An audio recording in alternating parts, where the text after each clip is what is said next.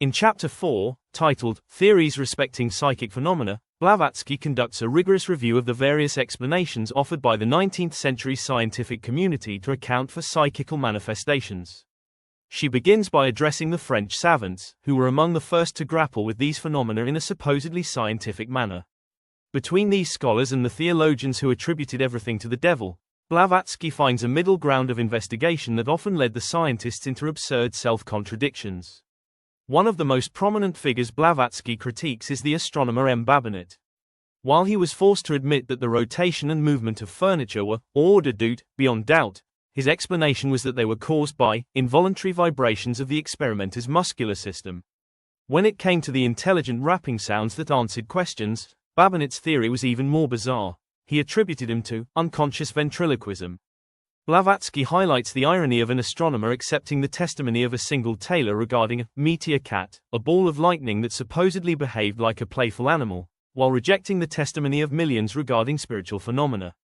Next, we look at Count Agenor de Gasparin, a devoted Protestant who fought a long and fierce battle against those who saw the devil in every rap. Gasparin conducted extensive experiments at Valais, where he successfully demonstrated levitations without contact over 30 times. However, Gasparin remained a staunch negator of spirits, insisting that these phenomena were produced by a natural fluidic force directed solely by the human will. Blavatsky notes that while he proved the reality of the effects, his naturalistic theory failed to explain the independent intelligence often displayed by the force.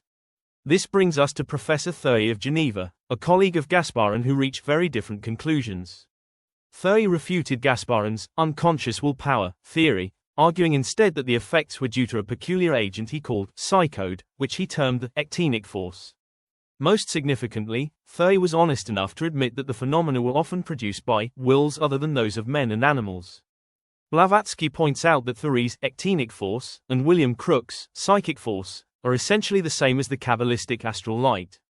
In the second part of our summary of Chapter 4, we delve into Blavatsky's blistering review of the most popular materialist explanations for psychic phenomena.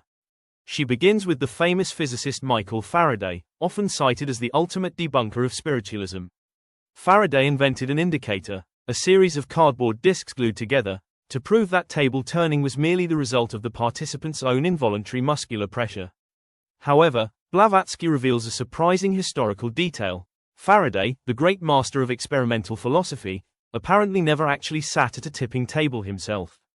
She dismisses his findings as Lilliputian experiments that were utterly insufficient to explain the prodigious effects witnessed by millions, such as furniture being hurled across rooms or heavy objects moving without any contact at all. Blavatsky then takes aim at what she calls the twins of scientific avoidance, unconscious cerebration and involuntary muscular contraction. She labels these as puerile theories used by scientists who were powerless to explain that which proceeds directly from the nature of the human soul itself. To Blavatsky, these scientists were like the squirrel upon its revolving wheel, doomed to turn their matter over and over while ignoring the spiritual causes. Finally, she recounts the Mendeleyeff Commission of 1876. This body, appointed by the Imperial University of St. Petersburg, was supposed to conduct 40 séances to test mediums. Instead, after only 8 sittings, the commission prejudged the case and issued a decision of fraud. Blavatsky characterizes their investigation as a trap, alleging that instead of using dignified scientific methods, they set spies to peep through the keyholes. The prejudice was so blatant that respected investigators like Professor Butlerov and Councillor Aksakov withdrew in disgust, publishing protests that were supported by the majority of the Russian press.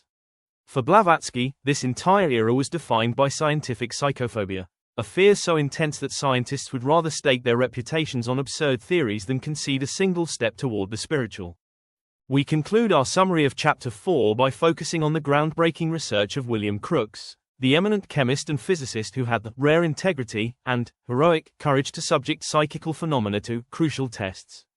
Unlike many of his colleagues who ran away from the phenomena, Crookes applied rigorous scientific methods to his investigations of mediums like D.D. Home and Florence Cook.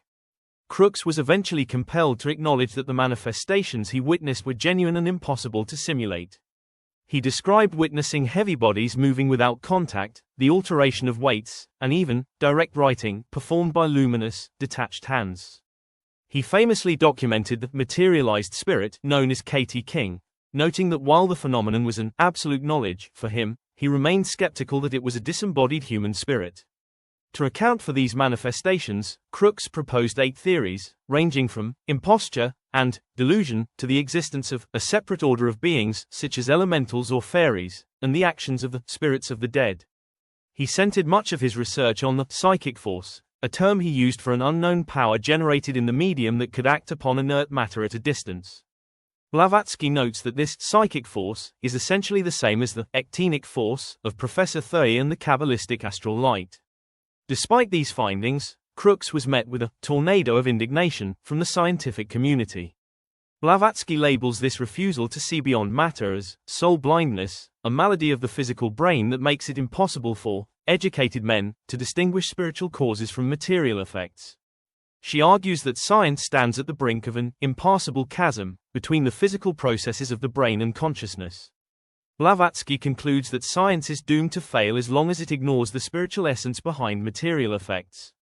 She asserts that only by rediscovering the alphabet of true science, found in the ancient Orient, can we hope to bridge this gap.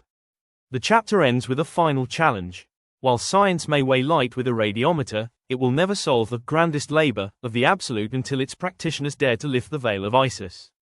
Thank you for watching our complete summary of Chapter 4. We have seen the battle between the titans of science and theology and the rare courage of those who sought the truth behind the shadows.